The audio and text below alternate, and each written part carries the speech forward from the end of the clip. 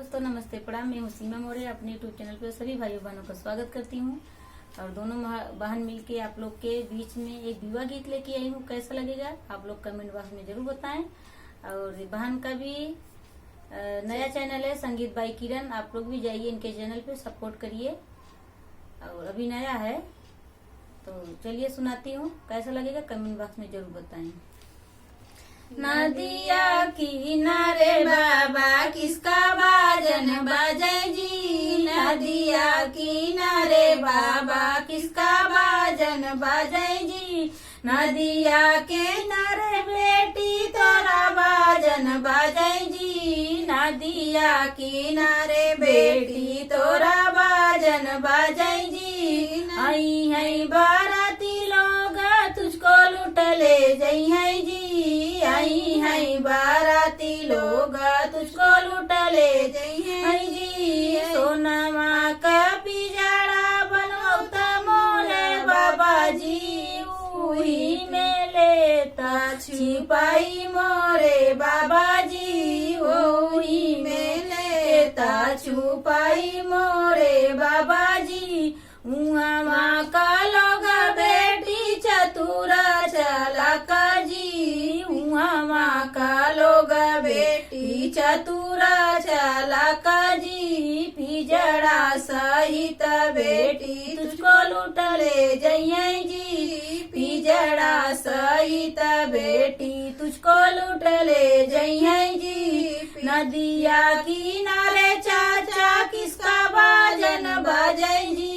नदिया किनारे चाचा किसका बाजन बजै जी, नदिया किनारे बेटी तोरा बाजन बजै जी, नदिया किनारे बेटी तोरा बाजन बजै जी, आई है बाराती लोग तुझको लूट ले जई है जी, आई है बाराती लोग तुझको लूट ले जई है जी, सोनावा का पिजड़ा बनौता मोरे बाबा जी, सोनावा का पिजड़ा बनौता मोरे बाबा जी, उही में लेता छिपाई मोरे चाचा जी, उही में लेता छुपाई मोरे चाचा जी, उहाँ का लोग बेटी चतुरा चलाका जी, उहाँ का लोग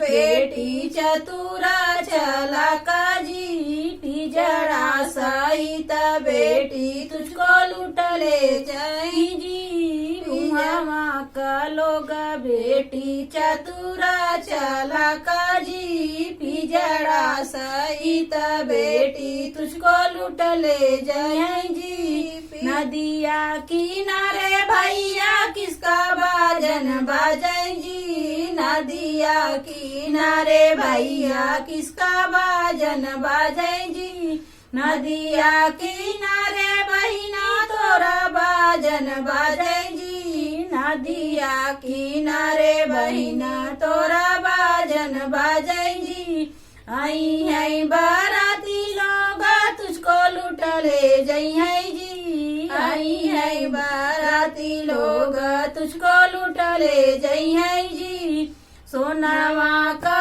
पिजड़ा बनौता मोरे भैया जी, सोनावा का पिजड़ा बनौता मोरे भैया जी, उही में लेता छुपाई मोरे भैया जी, उही में लेता छुपाई मोरे भैया जी, उहाँ का लोग बहिनी चतुरा चलाका जी, उहाँ का लोग बहिनी चतुरा चलाका जी, पिजड़ा सहित बहिनी तुझको लूट ले जइए जी, पिजड़ा सहित बहिनी तो